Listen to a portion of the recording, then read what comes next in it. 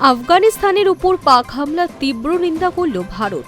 বৃহস্পতিবার রাষ্ট্রসংঘের নিরাপত্তা পরিষদের অধিবেশনে ভারতের স্থায়ী প্রতিনিধি সাফ জানিয়ে দিয়েছেন, মহিলা ও শিশুদের উপর হামলা আসলে যুদ্ধাপরাধের সমান।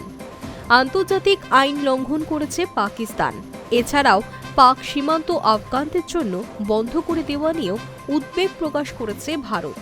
চলতি বছরে একাধিকবার সংঘাতে জড়িয়েছে পাকিস্তান এবং আফগানিস্তান। সেই প্রসঙ্গে রাষ্ট্রসংঘে ভারতের স্থায়ী প্রতিনিধি পর্বতা নেনি হরিশ বলেন, রাষ্ট্রসংঘের সনদ যেন পুরোপুরিভাবে মেনে চলা হয় সেদিকে দৃষ্টি আকর্ষণ করতে চাই, বিশেষত নিরীহ নাগরিকদের সুরক্ষার জন্য। একটা দেশের পুরোটাই স্থলসীমানা, তার জেরে দীর্ঘদিন ধরে দুর্বল হয়ে রয়েছে তাদের মুখের ওপর দরজা বন্ধ করে দেওয়াটা WTO আদর্শের বিরোধী। যে দেশটা বাধা বিপত্তির পর নিজেদের গড়ে তোলার চেষ্টা করছে, সেখানে হামলা চালানোটা যুদ্ধাপরাধের সমান, রাষ্ট্রসংঘের সনদের পরিপন্থী। হরিশ আরও জানান, আফগানিস্তানের সার্বভৌমত্ব, অখণ্ডতা এবং স্বাধীনতাকে পূর্ণ সমর্থন করে ভারত।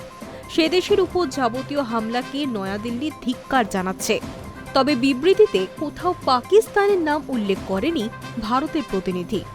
উল্লেখ্য, গত অক্টোবর মাসে ডুরান্ট লাইনকে কেন্দ্র করে নতুন করে সংঘাত শুরু হয় আফগানিস্তান ও পাকিস্তানের মধ্যে।